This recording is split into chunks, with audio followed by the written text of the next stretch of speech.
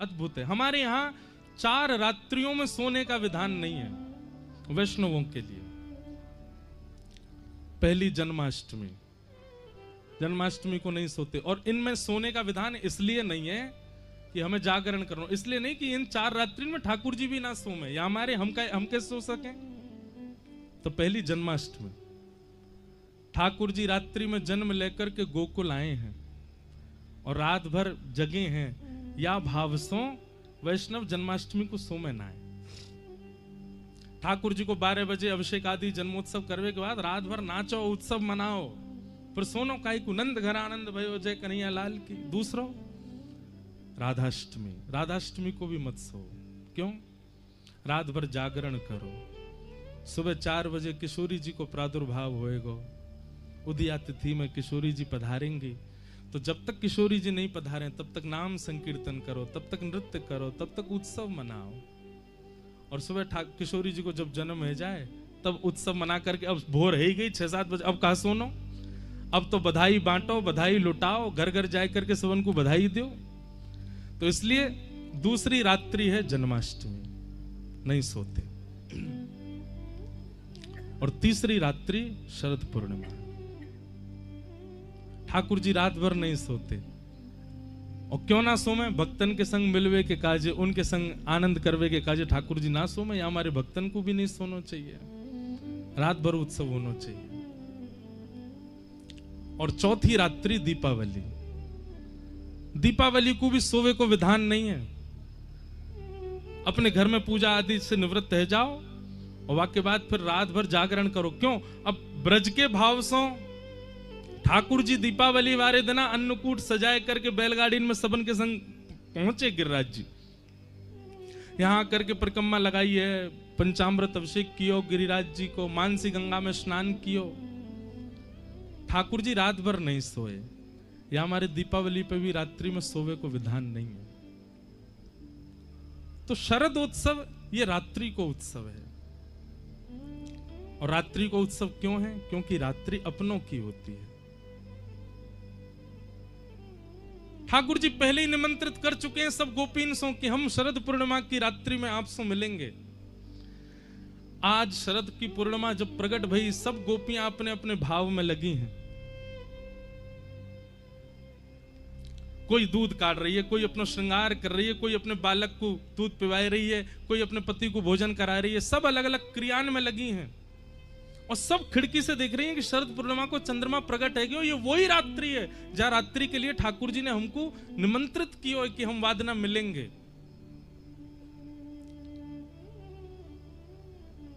लेकिन कोई भी गोपी जा नहीं रही है। क्यों? सब गोपीन के मन में एक भावना है रही है कि एक बार और कन्हैया बस ये प्रकट कर दें कि वो चाहे कि हम आ जाएं तो हम जाएंगे। ठाकुर जी रास बिहार की भूमि में पहुंचे, जैसे ही देखो कि अभी तक कोई भी गोपी नहीं आई है, सब गोपीन को बुलावे के भाव से ठाकुर जी ने वेणु नाद कियो, वेणु रव कियो। अब वंशी तो बज रही है, सबको सुनाई दे रही है, लेकिन केवल कृष्ण प्रेम जिनके चित्त में है। देखो एक भैया बात सुनियो, कथा हजारों लोग सुन रहे हैं पर बदलवे वाले 100 ही हैं। कथा हृदय स्पर्श केवल दसन को ही कर रही है, भले ही कितनी भीड़ बैठी हो। या को मतलब क्या है? वंशी तो बजा रहे हैं ठाकुर जी, पर सुनाई उन्हीं को दे रही है जिनके चित्त में कृष्ण प्रेम है। आज भी ठाकुर जी वंशी बजा रहे हैं, आज भी ठाकुर जी लीला कर रहे हैं, आज भी ठाकुर जी कोई विशेष पूर्णिमा के दिन ही ठाकुर जी नहीं कर रहे हैं। हर दिन पूर्णिमा है वृंदावन में, हर दिन रास बिहार हैरो है, पर अनुभव केवल उन्हीं को हैरो जो वह स्थिति में आ चुके हैं, जो वह स्थिति में पहुंच चुके हैं, उनको आज भी अनुभव हैरो ठाकुर जी को। पंडित श्री गया प्रसाद जी महाराज गिरिराज जी में नित्य अनुभव करते ठाकुर जी को। क्यों? क्योंकि चित्त में वो प्रेम की स्थिति आ चुकी है। मीराबाई, कुंभनदास, सूरदास, कृष्णदास, गोविंद स्वामी, इन सबन को नित्य दर्शन होते ठाकुर जी के, क्योंकि प्रेम की स्थिति और हृदय वाय स्थिति में आ चुका है कि ठाकुर जी इनको कभी भी अनुभव कराते हैं। तो वंशी तो बजाई ठाकुर जी ने जैसे, लेकिन व्हाट्सएप पे एक वो होता है ना ब्रॉडकास्ट मैसेज, वो मैसेज उन्हीं को जावेगो जो वह लिस्ट में होंगे। ऐसी ठाकुर जी ने वंशी बजाई, लेकिन उन्हीं तक ही पहुंची जो जो कृष्ण प्रेम में उन्मुक्त हैं, सब तक नहीं पहुंची। और केवल धुन नहीं, बाकायदा कानन में नाम जा रहे हैं गोपीन के। अरे चंपकलता, कन्हैया तेरो इंतजार कर रहे हैं, जल्दी चल। अरे चारुलता, तू कहा कर रही है, जल्दी चल, श्याम सुंदर तेरी प्रतीक्षा कर रहे हैं। और ज्यों ज्यों गोपी अपनो नाम सुने, जैसे ही वेणु रव कान में जाकर के ध्वनि करे, गोपी जा स्थिति में वही स्थिति में दौड़ रही है ठाकुर जी से मिलवे। हमारे श्याम सुंदर बुला रहे हैं। बंधुओं, कल्याण टीका आती है गीता प्रेस गोरखपुर की, उसमें एक रसिक का एक भाव था, बहुत ध्यान से सुनियो।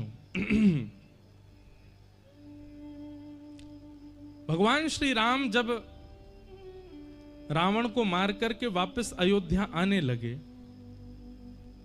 तो हनुमान जी ने चरणों में निवेदन किया कि नाथ, दंड कारण वन के संत आपकी प्रतीक्षा कर रहे हैं, आप दर्शन देवे चलो। राम जी बोले हम पे समय नहीं है हनुमान जी, हमको कैसे भी करके अयोध्या पहुंचना है, नहीं तो भरत लाल जी 14 वर्ष की प्रतीक्षा उनकी पूर्ण हो जाएगी, वो हमको जीवित नहीं मिलेंगे यदि हम जल्दी से जल्दी नहीं पहुंचे तो। हनुमान जी बोले वहां तो एक भरत है, पर यहां तो लाखों भरत हैं, इनको कहा हुए को। बहुत ध्यान से सुनियो भैया। राम जी बोले आप बताओ, बोले कि आप आज्ञा करो, जैसी आज्ञा करेंगे वो मैं संदेश पहुंचा दूंगा। राम जी बोले आप एक काम करो, सब जो संत हैं उन सबन से बोल दो, अभी मैं इतनी शीघ्रता में हूं कि अगर मैं गयो भी तो केवल विमान से दर्शन दे सकूं, उनसे मिल नहीं पाऊंगा।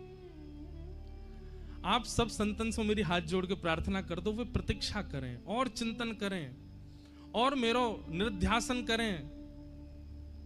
अगले युग में मैं श्री कृष्ण के रूप में पधारूंगा, और वही समय ये जितने भी संत मेरे दर्शन से वंचित रह गए, ये सब संत ही ब्रज की गोपी बन करके आएंगे।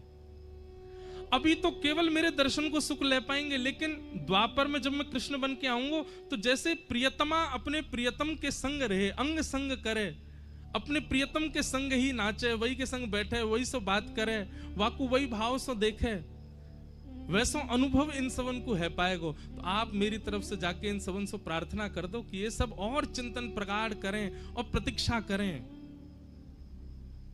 मैं द्वापर में निश्चित स्वीकार करूंगा। बंधुओं, हनुमान जी ने जाकर के सब संतन से हाथ जोड़ के कही आप सबको एक युग प्रतीक्षा करनी है, अगले युग में ठाकुर जी श्री कृष्ण बन करके आएंगे और उन्हीं की कृपा से आप सब ब्रज की गोपी बन के आओगे। और ठाकुर जी के जन्म हेतु ही उनको देखते ही आप सबके चित्त में सहजा प्रेम प्रकट हो जाएगा। आप सबन को यह स्मृति आ जाएगी कि आप पूर्व जन्म के संत कब से प्रतीक्षा कर रहे हैं।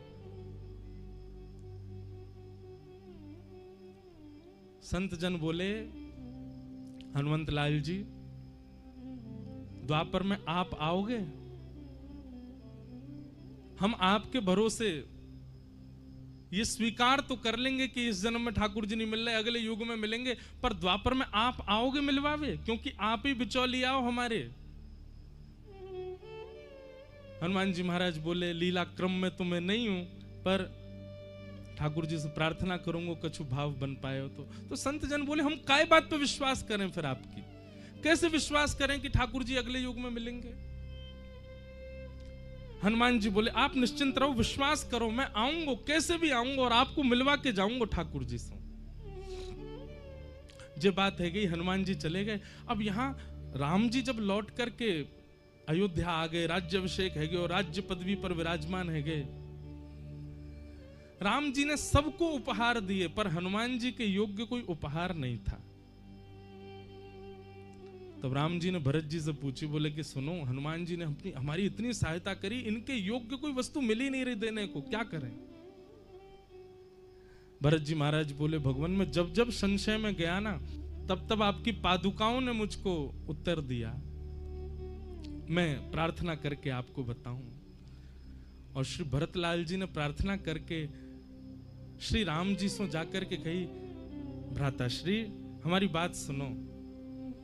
आपने श्री हनुमंत लाल जी से आज्ञा करी कि जितने दंडकारण्य वन के संत बच गए दर्शन से वे सब प्रतीक्षा करें, अगले युग में आप कृष्ण बनकर के आएंगे, वे सब गोपी बनकर के आएंगे और आप उनके संग रास विहार करेंगे।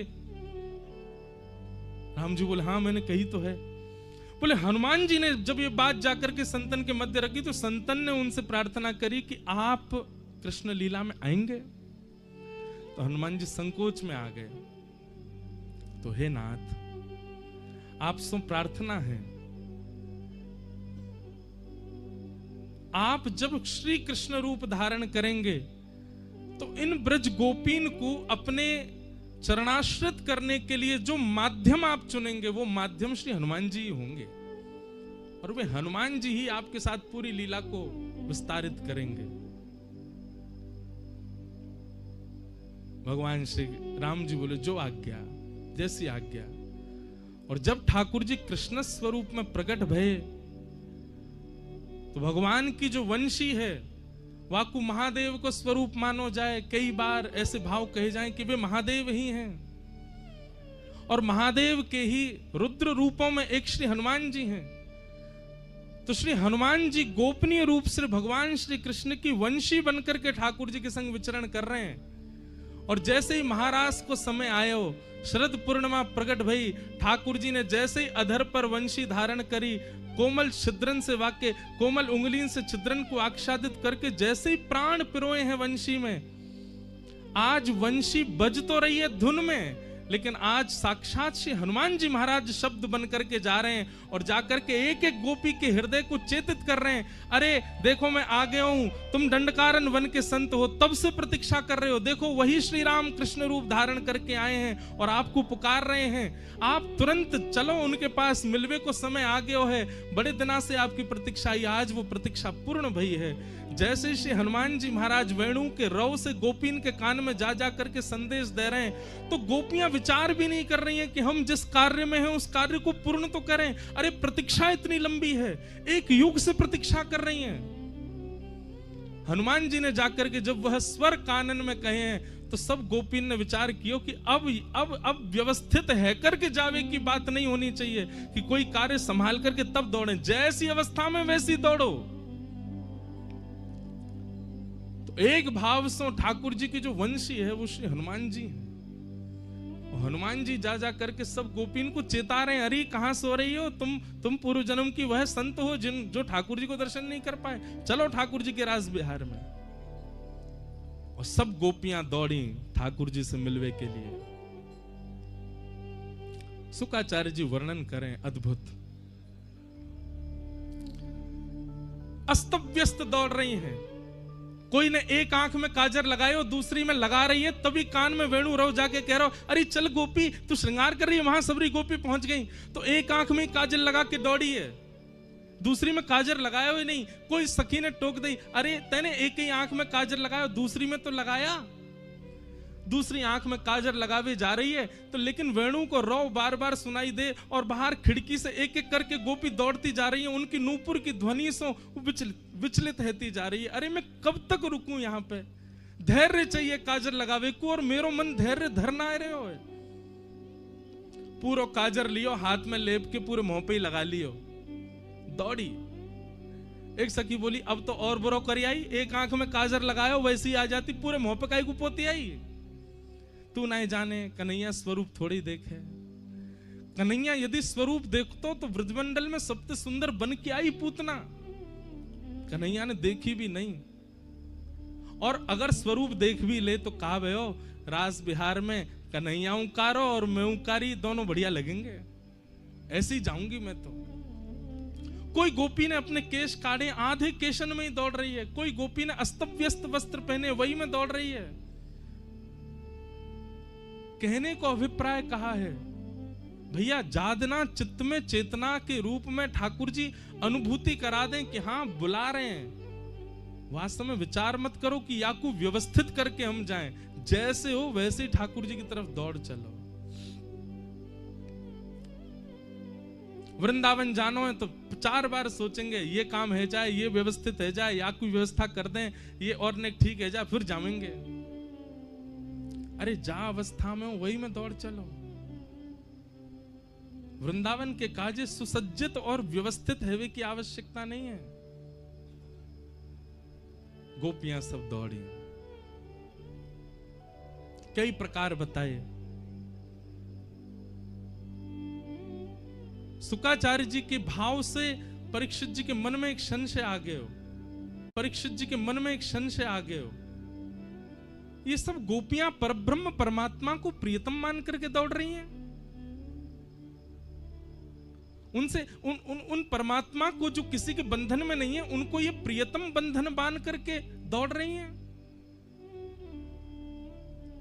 शुकाचार्य जी कहते हैं, परीक्षित, कंस शत्रु माने तो प्रश्न नहीं उठता, रावण शत्रु माने तो प्रश्न नहीं उठता, ये राक्षस ठाकुर जी को गालियां दें तो तुम्हारे चित्त में प्रश्न नहीं उठता, पर गोपियां ठाकुर जी से प्रेम कर रही हैं तो तुम्हारे चित्त में प्रश्न उठ रहा है।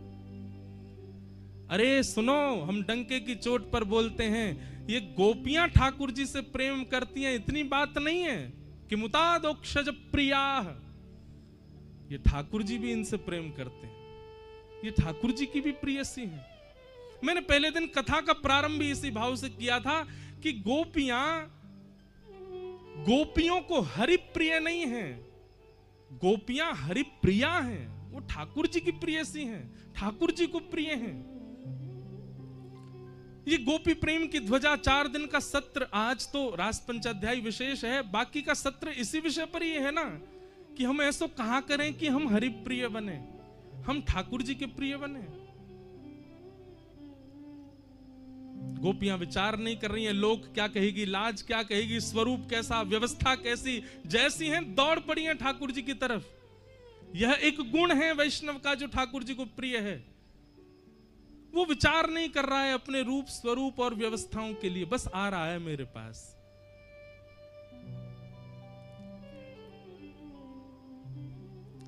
सब गोपियां आ गई, ठाकुर जी सामने खड़े हैं, वेणु अचानक से रोक देते हैं। स्वागतम वो महाभाग प्रियम किम करवाणि वै। गोवर्धन ये कोई शिलाखंड नहीं है, इनको शैल मत समझिएगा, इनको पर्वताकार मत समझिएगा। समझो नहीं शैल इन्हें, यह तो हरि हैं, हरिदासों में वर्य हैं। बिन ब्रह्म विरागी मुनित इन्हीं की टेरते में किन्हीं चरण धरे हैं। साक्षात हरि हैं, हरिदास वर्य हैं श्री गोवर्धन नाथ। अब एक प्रश्न यहां उठता है कि गोवर्धन को, गिरिराज को हरि भी कहा गया है और हरिदास वर्य भी कहा गया है, मतलब श्री गोवर्धन हरि भी हैं, साक्षात कृष्ण भी हैं, और हरिदास मतलब हरि के दास, और वर्य माने उनमें भी श्रेष्ठ। ये 2 रूप कैसे हो सकते हैं? जो सेवक है वो स्वामी कैसे हो सकता है, और स्वामी स्वयं का सेवक कैसे हो सकता है? बड़ी विचित्र बात है।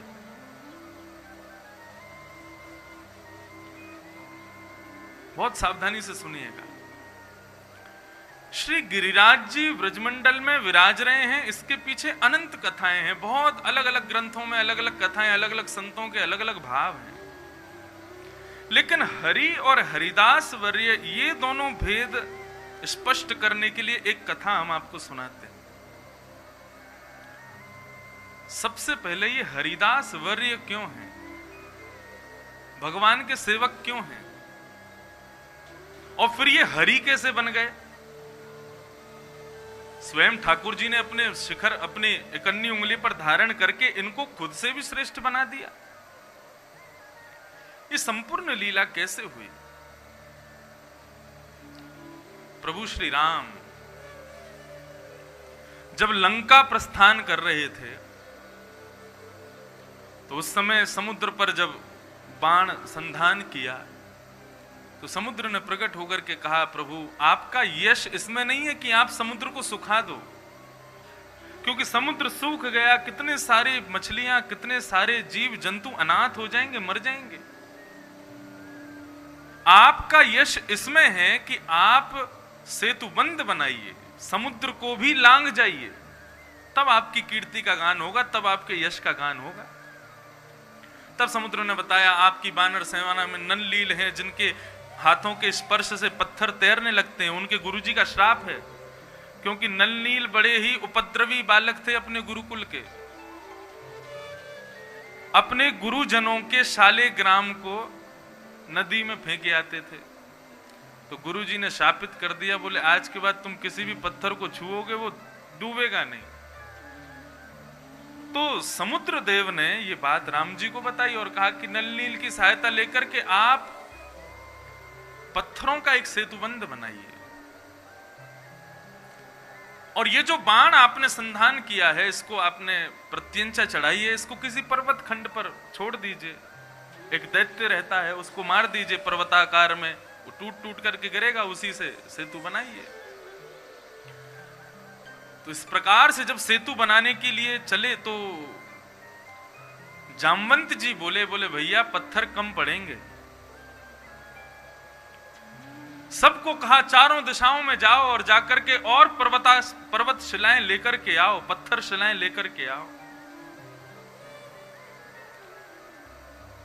हनुमान जी तुरंत वेग से उड़ते हैं और सीधे पहुंचते हैं कहां? हिमालय पर। और हिमालय से एक अत्यंत सुंदर पर्वताकार को देखते हैं और उसको वहां से उठा करके ले जाते हैं। वे कौन है? वे साक्षात श्री गोवर्धन नाथ ही। गिरिराज जी को लेकर के श्री हनुमान जी महाराज लंका की ओर प्रस्थान करते हैं, तभी जामवंत जी आकाश मार्ग में तीव्र वेग से समस्त बानरों को संदेश भेजते हैं कि पर्वत अब आवश्यकता नहीं है, अब पत्थरों की आवश्यकता नहीं है, यथावत जिस जिस पत्थर को जहां उठाया वहीं छोड़ करके सारे बानर वापस सेवा में आ जाओ।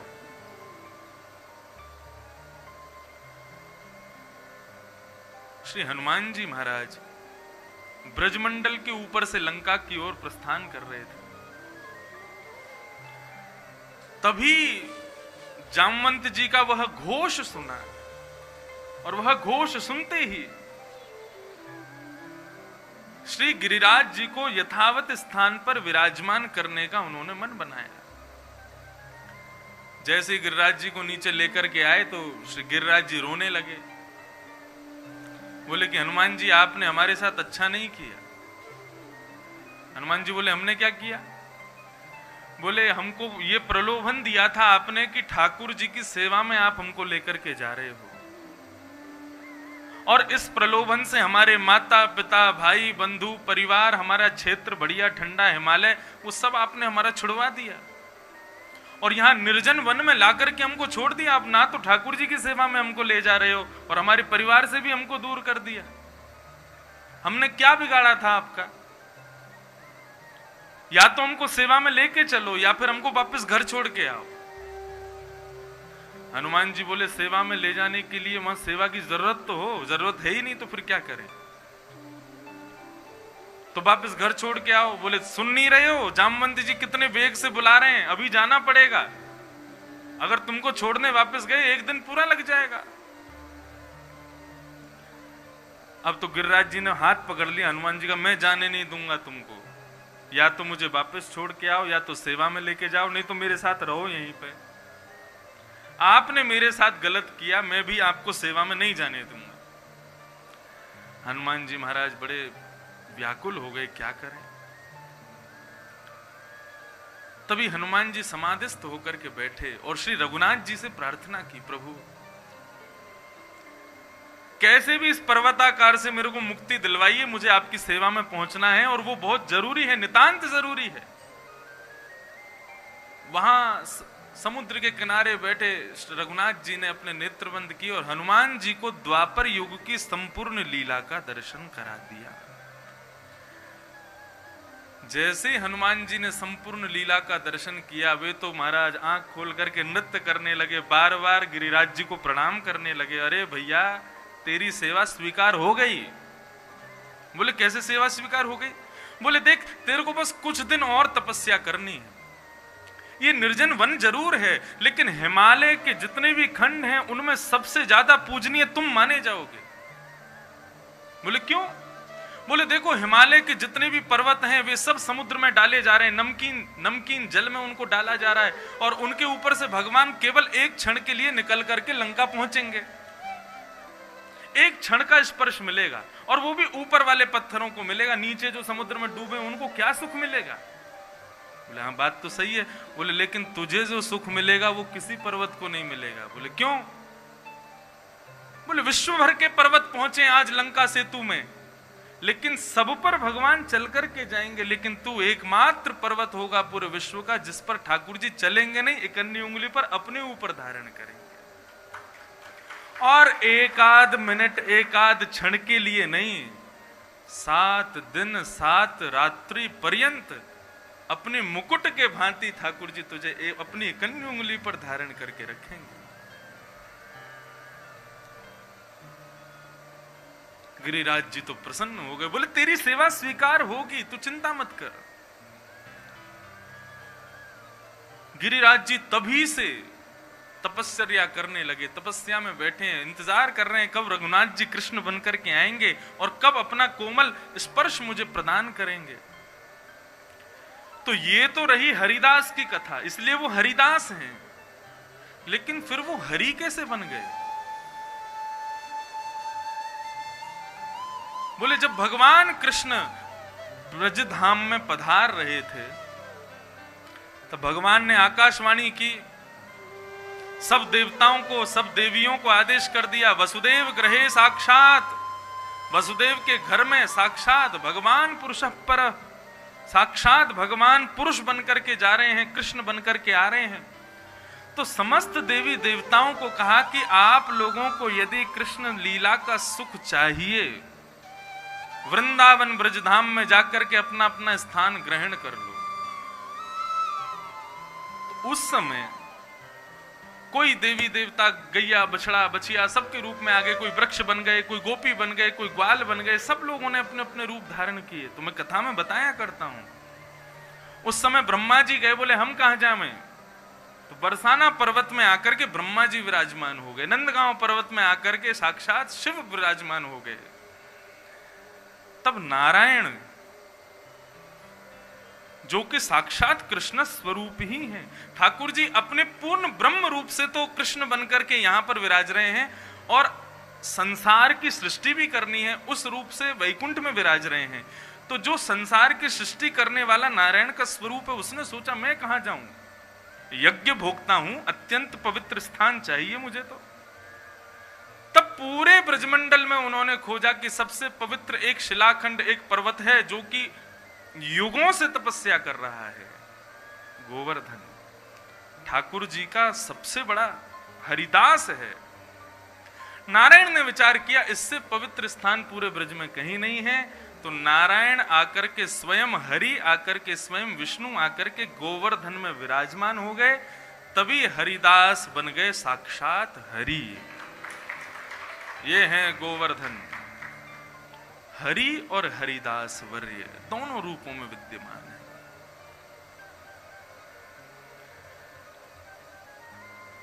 गंधमादन यात्रायाम यत्फलम लभते नर। जैसे ही नारायण ने आकर के इस पर्वत में अपना रूप विराजमान किया, भगवान शिव और ब्रह्मा ने भी इनको प्रणाम किया और प्रणाम करके कह दिया, गंधमादन यात्रायाम यत्फलम लभते नर तत्फलम लभते सम्यक गिरिराजस्य दर्शनात्। गंधमादन कहते हैं हिमालय को। हिमालय की यात्रा से जो फल मनुष्य को मिलता है, वह फल गिरिराज जी के केवल दर्शन करने मात्र से मिल जाता है। आपने गिरिराज जी को यदि देख लिया तो बद्रीनाथ, केदारनाथ, गंगोत्री, यमुनोत्री, वैष्णो देवी और तो और क्या कहें, नीलाचल जो जगन्नाथ भगवान है, ये भी तो पर्वत पर हैं, हमको पता नहीं चलता, लेकिन जगन्नाथपुरी भी नीलाचल एक पर्वत है, उस पर विद्यमान है।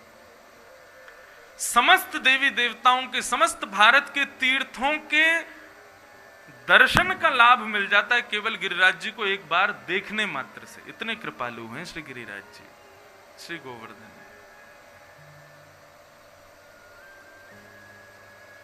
ऐसे श्री गोवर्धन नाथ। गोपियां कहती हैं गिरिराज जी के लिए, हंताय मत्रिवला हरिदास वयो, यद राम कृष्ण चरण स्पर्श प्रमोद, किमानं तनोति सह गो गणयोस्तयोर्यत्,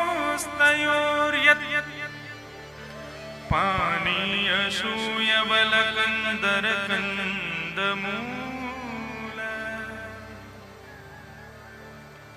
हरिदास वर्य जो गिरिराज जी का नाम है, सब लोग बहुत सावधानी से सुनिए।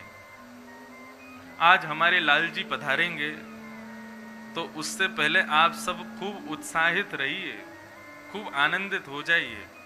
लाल जी जब पधारें तो आप सबके मुखमंडल को देख के उनको सुख मिलना चाहिए कि हाँ, बोर नहीं हो रहे हैं, सबरे खूब आनंद में हैं, उत्साह में हैं। भाव से कथा सुनो। ये नवीन नवीन भाव हर कथा में कहने को नहीं मिल पाते, केवल ये विमर्श है। और एक और बात बताएं, ये स्थान का प्रभाव है। हमारे वृंदावन में जब भी कथा होती है कुछ ना कुछ नवीन मुझको भी मिलता है। वृंदावन का ये प्रभाव है, क्योंकि यहां नवनीत ही प्रकट होता है और उसी को ठाकुर जी चोरी करते। इसलिए यहां के भावों को बहुत ध्यान से सुनिए। श्री गिरिराज जी हरिदास वर्य हैं, ये कभी भूलते नहीं है। वे भले ही द्वापर में हरि बन गए, लेकिन फिर भी अपनी हरिदास वर्यता यानी कि अपना जो दास प्रभाव है उसको परिपूर्ण रूप से करते हैं, निभाते हैं। गोपियों ने इस बात का उत्तर दिया। गोपियां कहती हैं कि ये गोवर्धन जो है ये षोडशोपचार से कन्हैया की सेवा करता है। बोले किस प्रकार से? षोडशोपचार कैसे करते हैं? बोले देखो, कन्हैया जब भी अपनी गैया चराने, अब जो गिरिराज जी हमको दिखते हैं ये गोवर्धन पर्वत का शिखर दिखता है हमको। गर्ग संहिता में वर्णन है कि श्री गोवर्धन कितने विशाल हैं।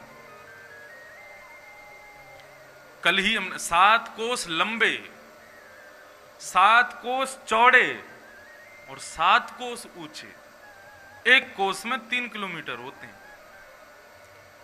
अब जो हमको गिरिराज जी दिखाई देते हैं ये तो उस पर्वत का शिखर है। बाकी जो गिरिराज जी जो ठाकुर जी ने उठाए थे वो तो कितने भीतर प्रवेश कर चुके हैं पृथ्वी में। हर दिन एक तिल भीतर जाते हैं ना गिरिराज जी।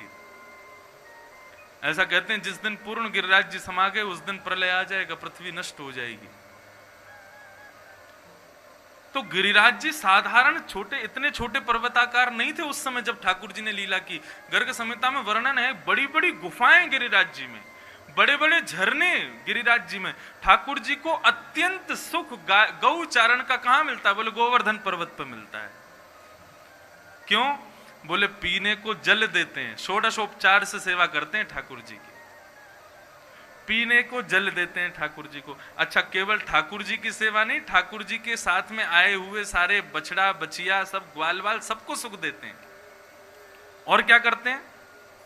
बोले ठाकुर जी के संग आए छोटे छोटे बछड़ा बछियाओं को हरी हरी घास देते हैं, सुंदर सुंदर पत्ते देते हैं खाने के लिए। कंदरा, कंदरा यानी कि गुफाएं प्रदान करते हैं। कभी बारिश हो जाए, मेघमालाएं आ जाएं तो भगवान समस्त बछड़ा बछियाओं के साथ में गुफाओं में प्रवेश कर जाते हैं, शेल्टर देते हैं ठाकुर जी को। कंद मूल फल ठाकुर जी को भोग लगता है। आज भी बंधुओं वृंदावन की परंपरा के समस्त मंदिरों में ठाकुर जी का उत्थापन होता है इसी समय। ये 4 बजे 5 बजे ठाकुर जी के सब मंदिर खुल गए होंगे। इस समय विशेष भोग ठाकुर जी का किस वस्तु का आता है?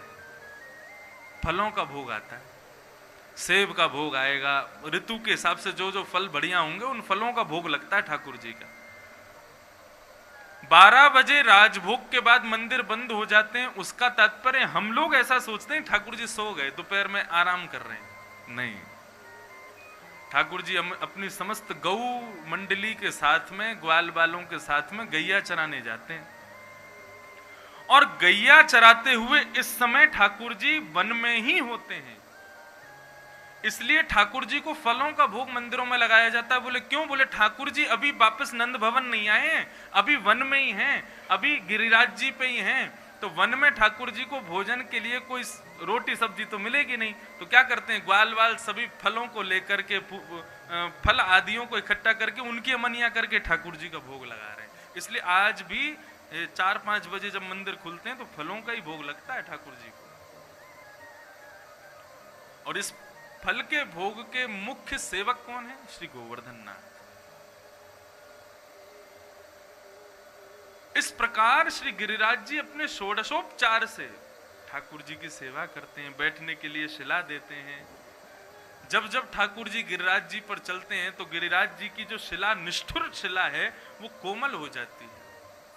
आज भी गिरिराज पर्वत पर यदि कोई भ्रमण करे तो उसको ठाकुर जी के कोमल चरणार बिंद कहीं कहीं दिख जाते हैं। करना नहीं चाहिए, किसी को गिरिराज जी पर चढ़ना नहीं चाहिए, साक्षात हरि हैं वो। केवल ब्रजवासी चढ़ते हैं ऊपर, और वो भी उनसे आज्ञा लेकर के, प्रणाम करके, बार बार वंदन करके तब चढ़ते हैं ऊपर। बाकी ब्रज के बाहर के लोगों को अधिकार नहीं है गिरिराज जी पर चढ़ने का। तो इस प्रकार गिरिराज जी अपनी हरिदास वरीयता पूरी करते हैं, अपनी दास प्रभाव को पूर्ण रूपेण पूर्ण करते हैं।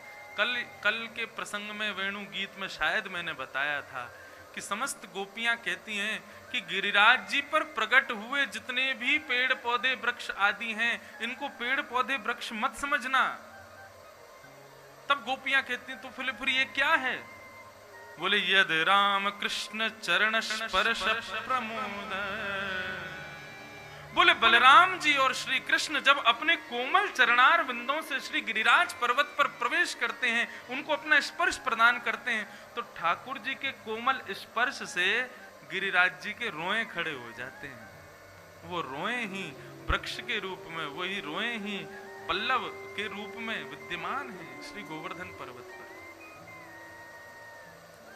गुसाई जी आगे आके बैठो, आगे आ जाओ।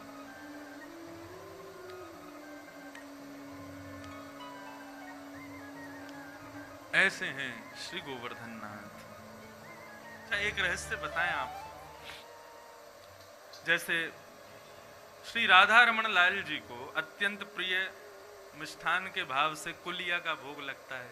ठाकुर जी खोआ पाते हैं, मीठा खोआ।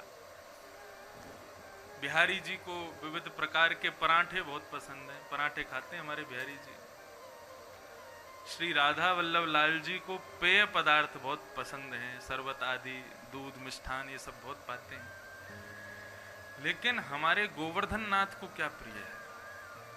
श्री गिरिराज जी को क्या प्रिय है? जो श्री परीक्षित जी को प्रिय है वही श्री गिरिराज जी को प्रिय है। क्या? बोले पिबंतम त्वम मुखाम भोज अच्युतम हरि कथामृतम। गिरिराज जी पर जब भी जाओ, गिरिराज परिक्रमा लगाने के बाद एक मेरी कही मान लेना।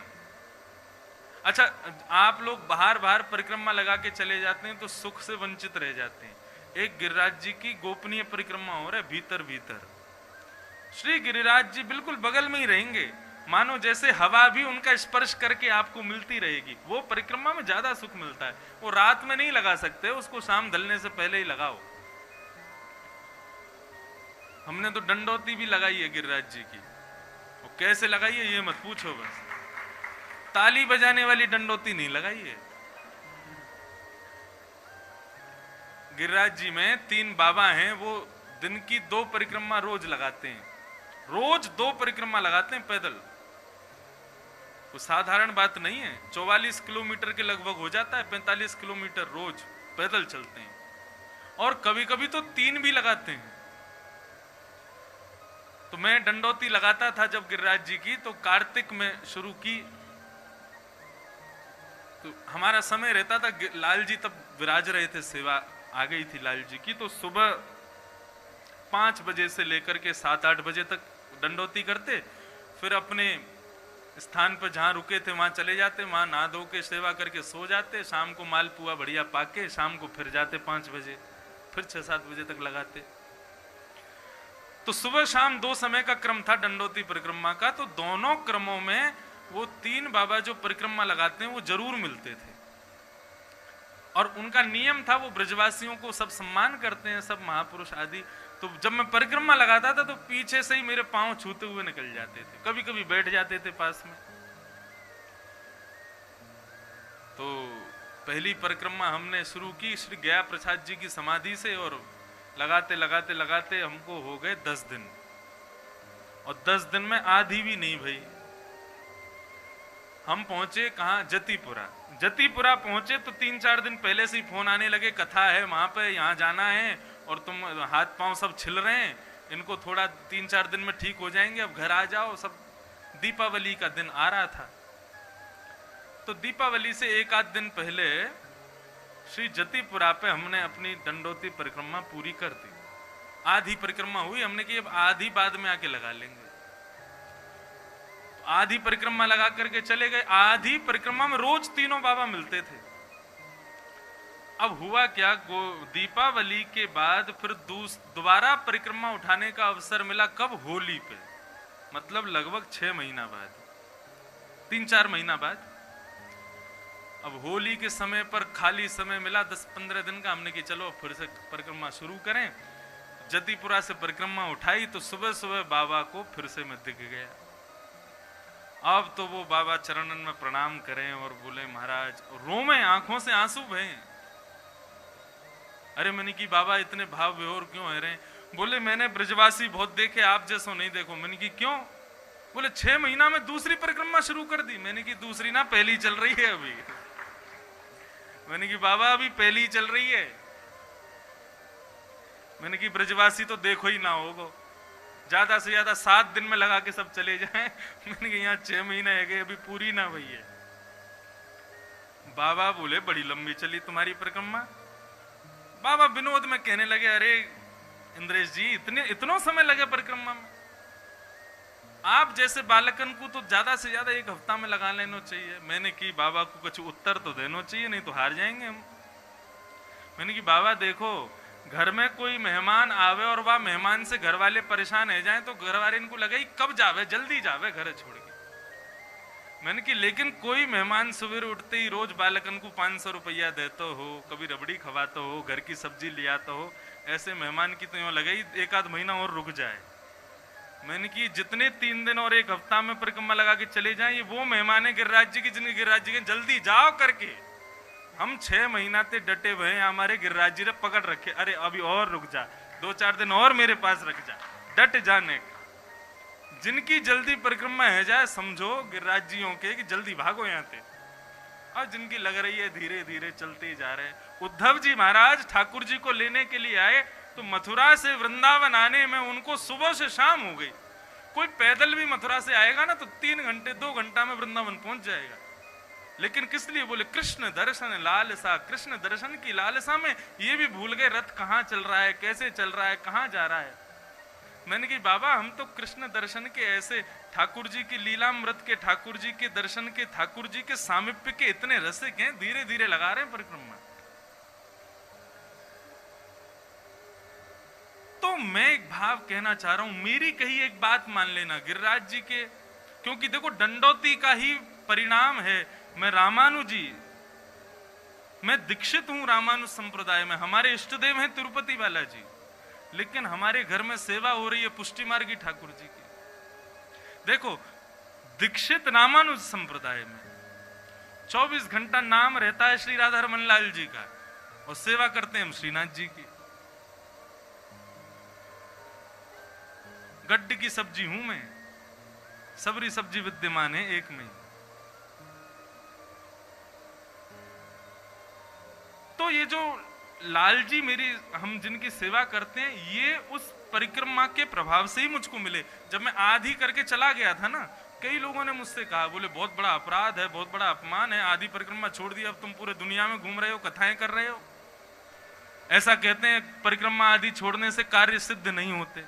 हमने कि देखो भाई हम ब्रजवासी हैं, ये सब नियम बाहर के लोगों के लिए होंगे, ब्रजवासियों के लिए कोई नियम नहीं है। और 6 महीने तक मैं इस भय में तो था कि मेरे साथ कुछ गलत नहीं हो जाए, क्योंकि सब डराते थे आधी परिक्रमा छोड़ दी है और तुम कथा करने जा रहे हो, ब्रज से भी बाहर नहीं जाना चाहिए, और ये वो पता नहीं क्या क्या लोग बोल रहे थे।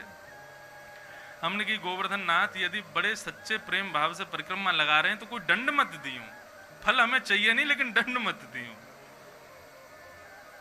ठाकुर जी ने ऐसी सुनी, उन्हीं 6 महीने के भीतर अगली परिक्रमा शुरू करने से पूर्व वो स्वयं गिरधर स्वरूप में सेवा में आ गए। अब आप पूछेंगे कि मैं कहना क्या चाहता हूं। रसिक प्रीतम हित चित्त की बातें श्री गिरधारी जी सो कहिए। हमको इतना समय क्यों लगता था परिक्रमा में, पता है? हम लोग वो बिजली के लट्ठे होते हैं ना, तो उनको गिनते थे कि भाई आज 10 चलेंगे, और 10 से पहले ही 6-7 पे ही पस्त हो जाते थे, वहीं हार गए। अब वहां हार के क्या करें, सांस थोड़ी लेते थे, गिरिराज जी की तरफ बैठ जाते थे और फिर गिरिराज जी कोई कथा सुनाते थे। गिरिराज जी को कभी ध्रुव चरित्र सुना रहे हैं, कभी प्रहलाद चरित्र सुना रहे हैं, कभी सक्कूबाई की कथा सुना रहे हैं, कभी मीराबाई का प्रसंग सुना रहे हैं, कभी कोई पद सुना रहे हैं, कभी कुछ सुना रहे हैं। जनता सब जा रही है, कई पहचान जाते, प्रणाम भी करते। पूरे तन पुलकित ब्रज रज में लोटत, मेरी उस समय का कोई चित्र होगा तो आप पहचान नहीं पाओगे, ऊपर से नीचे तक मिट्टी मिट्टी। और ऐसी स्थिति में गिरिराज जी के नीचे बैठ करके और उन्हीं को कथा सुना रहे हैं, उन्हीं को सुंदर चर्चा सुना रहे हैं। अपने हित की बातें, अपने चित्त की बातें, अपने मन की बातें किसी से मत कहिए, गिरधारी जी सो कहिए। हमने वही किया। परिक्रमा में ठाकुर जी को अपने मन की बात कहते थे, कथाएं सुनाते थे। इतने रीझ गए, पूरी पूरी कथा सुनने के लिए गिरधारी बन के घर में आ गए, अपने आप पधारे। इसलिए वृंदावन के प्रत्येक ठाकुर, ब्रज के प्रत्येक ठाकुर नवीन नवीन रस के चकोर हैं। कोई कुलिया भोग किसी को बहुत पसंद है, कोई को पेड़ा बहुत पसंद है, लेकिन गोवर्धन नाथ जी को ठाकुर जी के और ठाकुर जी के भक्तन की चर्चा बहुत प्रिय है। उनके पास जाओ तो अपने मुख से सुंदर चर्चा सुना करके वही को भोग लगाओ, वही भोग स्वीकार करें। श्री गोवर्धन नाथ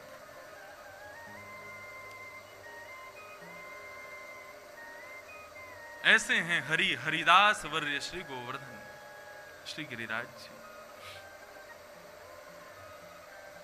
कलयुग में लोग भूल गए कि इस पर्वत की महिमा क्या है। तब उनकी महिमा को पुनः प्रकट करने के लिए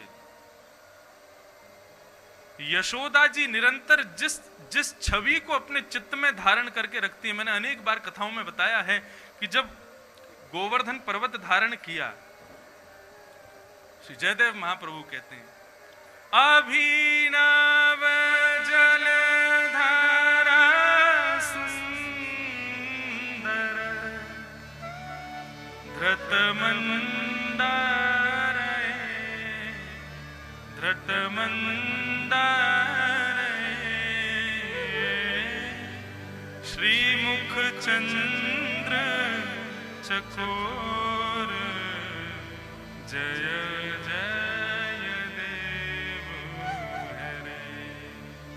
श्री राधा मुख चंद्र चकोर जय जय देव हरे। अभिनव जलधारा सुंदर। श्री जयदेव महाप्रभु, उनकी एक विशेषता है, वो ठाकुर जी की लीला के रहस्यों को खोलते हैं अपनी लेखनी से। गीत गोविंद के माध्यम से जयदेव महाप्रभु ने क्या किया, ठाकुर जी के रहस्य खोल के रखे। ये लीला की तो इसमें रहस्य क्या था, ये लीला की तो इसमें रहस्य क्या था, ये सब रहस्यों का वर्णन करते हैं श्री जयदेव महाप्रभु। सौभाग्य मिलेगा अगले वर्ष गिरधर लाल जी का जो जगन्नाथपुरी में उत्सव है, उसमें श्री गीत गोविंद की अष्टपदियों पर हम लोग 7 दिन तक कथा सुनेंगे। नित्य एक अष्टपदी नहीं है, श्री जयदेव महाप्रभु अनेकों अष्टपदी लिखी हैं उन्होंने, और सब एक से बढ़कर के एक हैं। तो वे क्या कहते हैं, बोले अभिनव जलधर सुंदर, जब अभिनव जलधारा ने आकर के पूरे ब्रजमंडल को घेर लिया, उस समय धृत मंडर है, मंडर कहते हैं पर्वत को, धृत यानी धारण किया। किसने? हमारे जगन्नाथ भगवान ने। तब किसी ने प्रश्न किया, बोले 7 दिन 7 रात्रि निकल गई, लेकिन ठाकुर जी की उंगली में जरा भी दर्द नहीं हुआ, जरा भी पीड़ा नहीं हुई, जरा भी कष्ट नहीं हुआ, क्यों? बोले जब कोई व्यक्ति किसी कार्य में व्यस्त होता है तो पीड़ा हो भी रही होगी तो फिर अनुभव नहीं होता। जैसे कि 4 घंटा एक आसन से बैठे हैं, हमारे आगे से माइक हटा दो, कथा कहना बंद करवा दो, 4 घंटा बैठ नहीं सकता मैं। लेकिन 4 घंटे पैरों का दर्द पता क्यों नहीं चलता? क्योंकि मन बुद्धि चित्त सब कुछ कहां है? कथा में लगा हुआ है, इसलिए पैरों का दर्द अनुभव नहीं होता। सायंकालीन आरती जैसे ही होती, यहां से उतरना भारी पड़ जाता है, रोम रोम कांपने लगती है जब एक आसन से उठ के जाते हैं।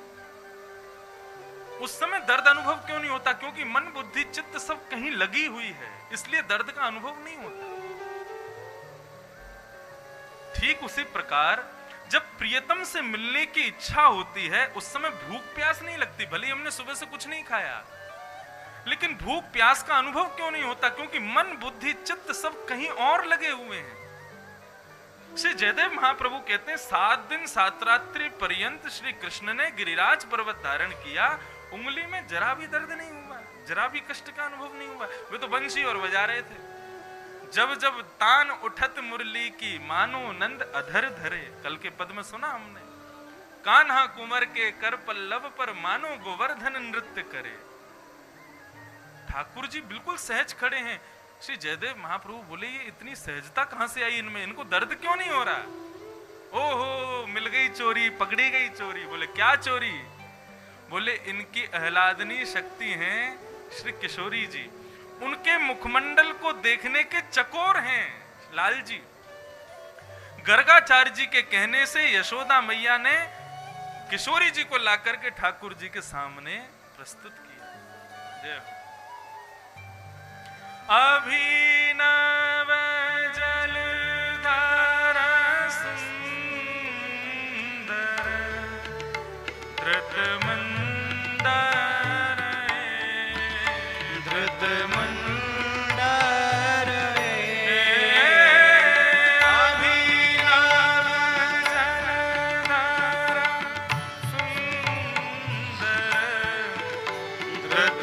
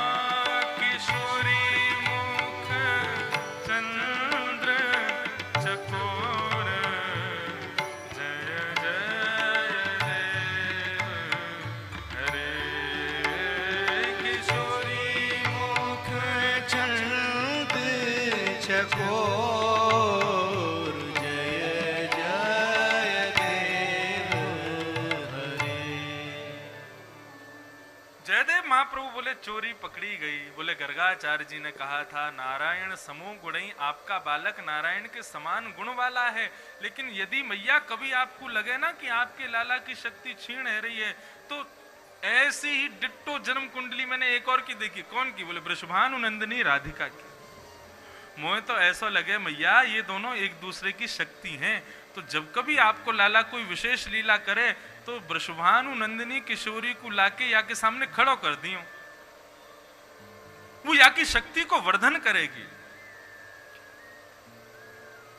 इतने में ही यशोदा मैया राधा रानी को खोजने के लिए निकली, लेकिन किशोरी जी कहीं मिली नहीं। क्यों नहीं मिली? बोले कि कहीं गई थोड़ी हैं। जिस शिलाखंड पर ठाकुर जी खड़े हैं गिरिराज पर्वत को लेकर के, उसी शिला के पीछे किशोरी जी अपनी भ्रगुटी टेढ़ी करके गिरिराज जी को देख रहे हैं, बिना पलक झपके गिरिराज जी को देख रही हैं। तो किशोरी जी के नेत्रों के वेग से गिरिराज जी ऊपर टिके हुए हैं। ठाकुर जी तो नाटक कर रहे हैं बस।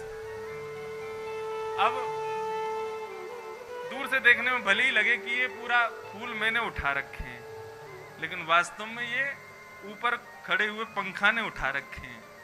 तो अब थोड़ी देर को सोच लो, राधा रमन जी तो हमें, तो ये है गए हम खड़े और ऊपर वाली पंखा किशोरी जी हैं। वास्तव में गिरिराज जी उनने उठाए हैं। ठाकुर जी तो नाटक कर रहे हैं, बोले ऐसे लेके खड़े, कभी बंशी बजा रहे हैं, कभी नृत्य कर रहे हैं, कभी बात कर रहे हैं, जरा कुछ हो ही नहीं रहा। श्री राधा मुख चंद्र चकोर जय जय देव। इस मंगल गीत का गायन हमारी सबसे बड़ी बहन जी ने किया है और उनके नन्हे से बालक ने भी किया है, अनन्य ने, और बहुत सुंदर गाया है। प्रातःकाल ब्रह्म बेला में ठाकुर जी को, वैसे तो जगन्नाथपुरी में जगन्नाथ भगवान को शयन कराया जाता है मंगल गीत सुना के। उत्थापन भी मंगल गीत से ही होता है ठाकुर जी का। आज भी जगन्नाथ भगवान के सामने इस मंगल गीत को गाते हैं, अष्टपदी गाते हैं जयदेव महाप्रभु की। उन अष्टपदियों को सुनते सुनते सुनते जगन्नाथ भगवान के यहाँ पर शीश पर पुष्पों का हार पहनाया जाता है। वो पुष्पों का हार पहने हुए ठाकुर जी जब जयदेव महाप्रभु की स्तुति सुनते हैं, तब तक कपाट बंद नहीं होंगे जब तक वो हार वहां से नीचे खिसक नहीं जाएगा। जयदेव प्रभु की स्तुति सुनते सुनते जैसे ही वो फूलों का हार जरा सा नीचे खिसकता है, तुरंत कपाट बंद कर देते हैं, जगन्नाथ भगवान का शयन हो गया। आज भी ये नियम है वहां पर। तो बंधुओं, ये जो गिरिराज पर्वत हैं, इनमें से यशोदा जी, तो यशोदा जी ने जब वो स्वरूप देखा ठाकुर जी का गिरिराज पर्वत का, वही स्वरूप उनके चित्त में बसा था। ठाकुर जी वृंदावन छोड़ करके चले गए। वर्षों बाद मैया से कहां मिले? कुरुक्षेत्र में। जब भगवान के 16,108 ब्याह हो गए, बालक बच्चे सब हो गए, नाती भी हो गए, तब यशोदा मैया से मिलते हैं। तब ठाकुर जी उनसे प्रश्न करते हैं, बोले मैया मुझको एक बात बता, मैं गैया चरा के लौटता हूं, नेक भी यदि लेट है जाता तो तेरे प्राण हिलक में आ जाते। इतने वर्ष है गए मुझको देखे बिना, तू अभी तक जीवित कैसे है? मुझे तो लगती कि मैं जादना व्रत छोड़ के गयो, मैया मेरे विरह में प्राण त्याग देगी, लेकिन तू अभी तक स्वस्थ जीवित कैसे है मैया? तब ठाकुर जी को अपने हृदय से यशोदा मैया लगावे और यशोदा मैया के लाला नेत्र बंद करके मेरे हृदय में झांक के देख तो कछु दिखेगा। ठाकुर जी ने जैसे ही यशोदा मैया के हृदय में झांका तो ठाकुर जी की गिरधर छवि यशोदा जी के हृदय में विराज रही। यशोदा जी कहती हैं, लाला तू तो चलो गयो, लेकिन तेरो निगोरो ये रूप मेरे भीतर से ना निकलो। यामारे मैं जब जब मरवे के काजे अपने प्राणन को निकारवे के काजे बैठूं, तब तब ये छवि मेरे आंखन के आगे आ जाए और मैं अपने प्राणन को ना निकार पाऊं। वही यशोदा जी के जो स्वरूप हैं हृदय के, कलयुग में आज से 500-600 वर्ष पहले ठाकुर जी ने गिरिराज जी की महिमा बढ़ाने के लिए श्री गोवर्धन शिला से श्रीनाथ जी को प्रकट कर दिया। ये श्रीनाथ जी गिरधर लाल, ये यशोदा जी के मन के स्वरूप हैं, ये यशोदा जी के हृदय के लाला हैं। ऐसे श्री गोवर्धन नाथ को हम लोग सब प्रणाम करते हैं। ठाकुर जी ने 7 दिन 7 रात्रि पर्यंत गोवर्धन पर्वत धारण करके रखा और 7 दिन बाद भी जब इंद्र की मेघ सांवर्तक मेघ मालाएं ब्रज का कुछ ना बिगाड़ पाई, तब इंद्र को लगा कि मैंने बहुत बड़ा अपराध कर दिया है, अब मुझको ठाकुर जी से प्रार्थना करनी चाहिए, क्षमा मांगनी चाहिए।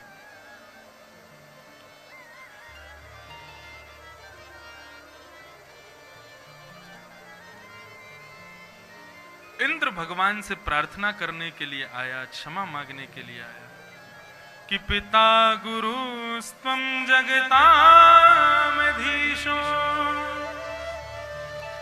दुरत्यय काल उपात्त दंड हिताय स्वेच्छा तनु हसे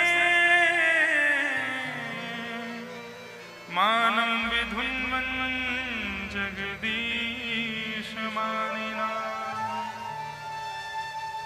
हे प्रभु, आप मेरे पिता हैं और आप मेरे गुरु भी हैं। अपराध करने वाले को दंड मिलना ही चाहिए। आप मेरे हित में ही मुझको दंड देंगे, मैं जानता हूं प्रभु। मुझसे अपराध हो गया, मुझसे गलती हो गई प्रभु, मुझको क्षमा कर दीजिए। मुझसे बहुत बड़ा अपराध हो गया। ठाकुर जी की इस प्रकार स्तुति गाने लगे और स्तुति गाते हुए क्षमा मांगने लगे।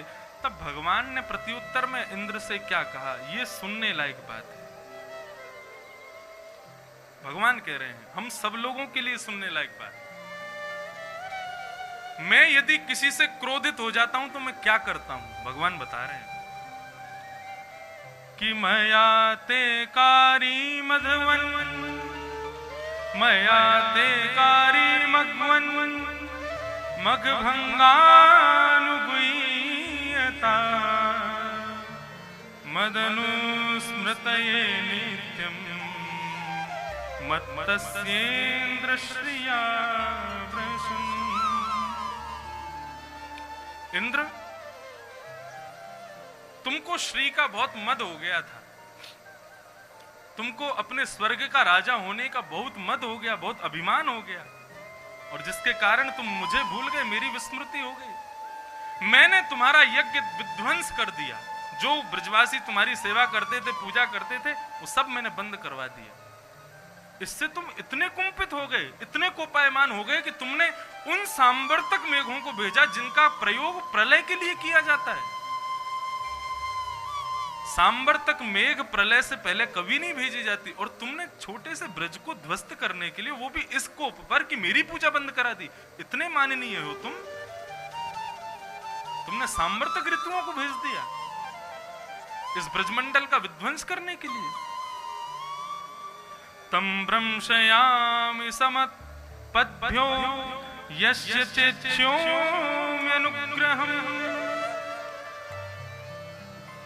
तम भ्रंशयामि संप्रद्भ्यो यस्य चेच्छाम्यनुग्रहम्। भगवान कह रहे हैं, दंड और मृत्यु दंड, मैं जिस पर क्रोधित होता हूं, कृपा करते हुए यदि क्रोधित हुआ हूं तो उसकी संपत्ति का हरण करता हूं, और यदि किसी पर भयंकर क्रोधित होता हूं तो सीधा मृत्यु दंड देता हूं, कृपा नहीं करता। मतलब यहां पर स्पष्ट रूप से भगवान कह रहे हैं, यदि आप श्री युक्त हो, आप वैभव युक्त हो, आप यश युक्त हो, आपके अंदर बहुत सारी कलाएं हैं, और यदि कभी आपसे कोई अपराध हो गया तो ठाकुर जी दंड क्या देंगे, आपकी किसी बहुमूल्य वस्तु को आपसे छीन लेंगे। ठाकुर जी कहते हैं उसको कृपामयी दंड समझना मेरी, क्योंकि यदि मैं क्रोधित होता हूं तो सीधे प्राण ही हरता हूं। फिर यदि तुम्हारे अपराध के बाद भी तुम जीवित बैठे हो तो इसलिए ये समझो कि मैंने तुमको कृपा करके बस कुछ चीजें हरण की है, मारा नहीं है तुमको। इसलिए इंद्र, ये मेरी कृपा समझना कि मैं तुमको क्षमा कर रहा हूं। मैं जिन पर कृपा करते हुए क्रोधित होता हूं उनको केवल दंड देता हूं, मृत्यु दंड नहीं देता। व्यक्ति अपने जीवन में श्री भ्रष्ट हो जाए, धनवान था लेकिन एक दिन रोड पर आ जाए, उस समय ठाकुर जी की कृपा ही समझे कि ठाकुर जी गुस्सा तो हुए लेकिन केवल श्री का हरण किया, मेरे प्राण तो अभी भी जीवित है, मतलब ठाकुर जी मौका दे रहे हैं, अभी भी सुधर जा, फिर से कमा लेगा। आपकी बहुत मान प्रतिष्ठा है पूरे विश्व में, और यदि किसी आपके कारण से क्रोधित हो गए, भगवान मान प्रतिष्ठा को हरण कर लेंगे, लेकिन आपके प्राण नहीं हरे, इसका मतलब भगवान ने अब भी समय दिया है, बेटा अब भी समय है, ये मान प्रतिष्ठा पुनः स्थापित कर ले। मैं यदि कुंपित होता हूं, क्रोधित होता हूं तो सीधे प्राण हरता हूं। यदि तुम अपराध करने के बाद भी जीवित हो तो ये समझना मैंने कृपा की है तुम्हारी। गम्यताम शक्र भद्रम व, जाओ यहां से चले जाओ, अब अपनी शकल मत दिखाओ मेरे को, इंद्र को कह दिया। चले जाओ यहाँ से और अपना काम करो। जो तुमको काम दिया है केवल बारिश करने का काम है तुम्हारा, कब करनी है कब नहीं करनी वो सब तुमको पता है। अपने आप को ब्रह्म समझ करके इस प्रकार से प्रलय लाने की कोशिश मत करना दोबारा। अहंकार शून्य हो जाओ यदि मेरी कृपा चाहते हो। इंद्र ने क्षमा मांगी। तभी वहां पर सुरभि गाय गौ माता का आगमन हुआ। कामधेनु गाय स्वर्ग से आई और उसने आकर के स्पष्ट कह दिया भगवान से कि आज के बाद ये हमारा इंद्र नहीं है, हम इसको अपना राजा नहीं मानेंगे। प्रभु मैं अपने थन के दुग्ध से आपका अभिषेक करने आई हूं, आज ही आपको देवताओं की राज पदवी प्रदान करूंगी। आज से आज तक ये इंद्र सबका ईश था, लेकिन आज इसके भी ईश आप बनेंगे। मेरे अभिषेक से आप बनेंगे इंद्रेश, मैं आपका अभिषेक करूंगी। तो सुरभि अब नन्हे से लालजी, छोटे से, कामधेनु विशाल गाय है। कामधेनु आकर के ठाकुर जी के ऊपर खड़ी हो गई और अपने चारों थनों से दुग्ध धार बहा करके ठाकुर जी का अभिषेक किया कि आज के बाद इंद्र का भी यदि कोई स्वामी है, इंद्र का भी यदि कोई ईश है तो वो ये है। इसी लीला से हमारे पूज्य पिताजी गुरुदेव ने नाम खोजा इंद्रेश, रख दिया हमारा। तो हम गिरधर लाल जी की सेवा अभी से नहीं कर रहे, हमारा नाम ही बचपन से गिरधर ही रखा है। गिरधर ही तो इंद्रेश हैं, इसीलिए गिरधर लाल जी की सेवा कर रहे हैं। इस प्रकार सुरभि ने भगवान का अभिषेक किया। अब इंद्र सोचने लगा मैं क्या करूं, मुझसे तो गुस्सा होंगे, मेरी वजह से ये सब कुछ हो रहा है। तो केवल दुग्धाभिषेक से थोड़ी काम चलेगा। इंद्र ऐरावत हाथी को लेकर के गए और स्वर्ग में बहने वाली पवित्र नदियों का जल सिंचन करके लाए। और एक तरफ से कामधेनु अपने चारों थनों से ठाकुर जी को अभिषिंचित कर रही है, अभिषेक कर रही है। दूसरी तरफ ऐरावत हाथी अपनी सूंड से जल प्रदान कर रहे हैं और ठाकुर जी का अभिषेक कर रहे हैं।